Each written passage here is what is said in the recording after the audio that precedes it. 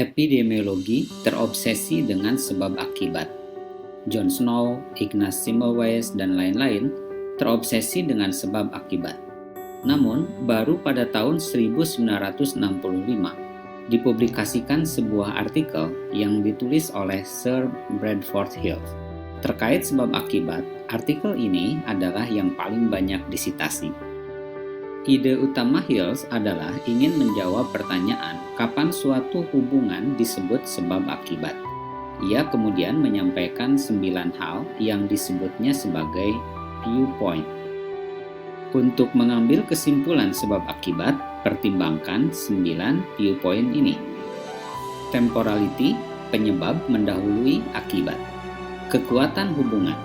Semakin kuat hubungannya, semakin mungkin sebab akibat. Biological gradient. Semakin besar paparan, semakin besar juga akibatnya. Konsisten. Hubungan dibuktikan oleh beberapa penelitian. Coherent. Hubungan sesuai dengan pengamatan empirik. Spesifik.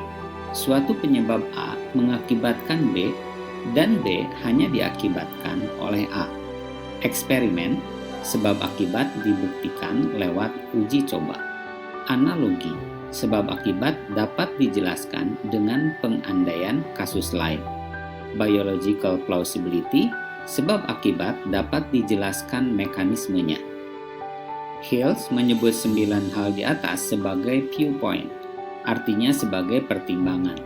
Namun, orang-orang setelahnya secara salah menyebutnya sebagai kriteria Hills. Kriteria yang paling banyak tidak diterima adalah kriteria spesifik. Padahal yang dimaksud Hills adalah jika kriteria spesifik terpenuhi, maka sebab akibat semakin mungkin.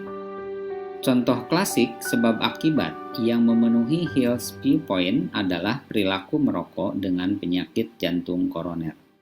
Temporality, perilaku merokok mendahului terjadinya PJK. Kekuatan hubungan perilaku merokok dengan PJK kuat. Biological gradient, semakin berat perilaku merokok, semakin besar risiko PJK. Konsisten, hubungan dibuktikan banyak penelitian. Coherent, hubungan perilaku merokok dengan PJK sesuai dengan pengamatan empirik. Eksperimen, sebab akibat dibuktikan lewat eksperimen pada hewan coba. Analogi, sebab akibat dapat dijelaskan dengan pengandaian kasus lain. Biological plausibility, pengaruh merokok terhadap PJK dapat dijelaskan mekanismenya. Adakah epidemiolog yang tidak setuju dengan Hills? Namanya Kenneth G. Rothman. Pada video lainnya, saya menyampaikan teori sufficient component causality dari Rothman, yang merupakan tandingan bagi Bradford Hills viewpoint. Kembali pada Hills, dengan menggunakan Hills viewpoint, apakah menurut sahabat, status vaksinasi BCG dengan risiko COVID-19 memenuhi kriteria sebab akibat?